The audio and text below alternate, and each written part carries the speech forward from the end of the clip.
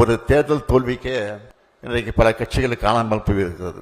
மற்ற கட்சிகள் எல்லாம் இருந்த இடம் தடம் தெரியாமல் போயிருக்கும். ஆனால் 75 ஆண்டு காலம் கொண்ட கொள்கைக்காக லட்சியத்துக்காக பாடுபட்டு கொண்டிருக்கக்கூடிய கட்சி.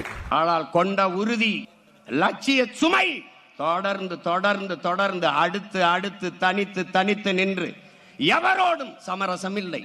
நின்ற எல்லா தேர்தலிலும் தோற்றோம். தோற்றதை போல இங்கே யாருக்காவது தோற்றவர்கள் போல தெரிகிறதா?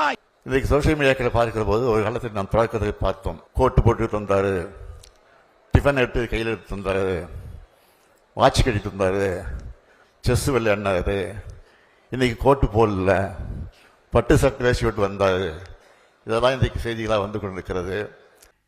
அங்க போறான் இங்க போறான் ஆரம்பிக்கிறார், குச்சியை உண்டிட்டார், கட்சி ஆரம்பிச்சிட்டார், இந்த நின்ட்டார், அந்த போயிட்டார், போறார், வாரார், திரும்புறார், உட்கார்றார். அவ ஊடகத்தை மயிரள கூட மதிக்கிறது இல்ல. ஆமா, என்ன இது? நீங்களும் அதே மாதிரி, அதே டெய்லர், அதே வாடகை.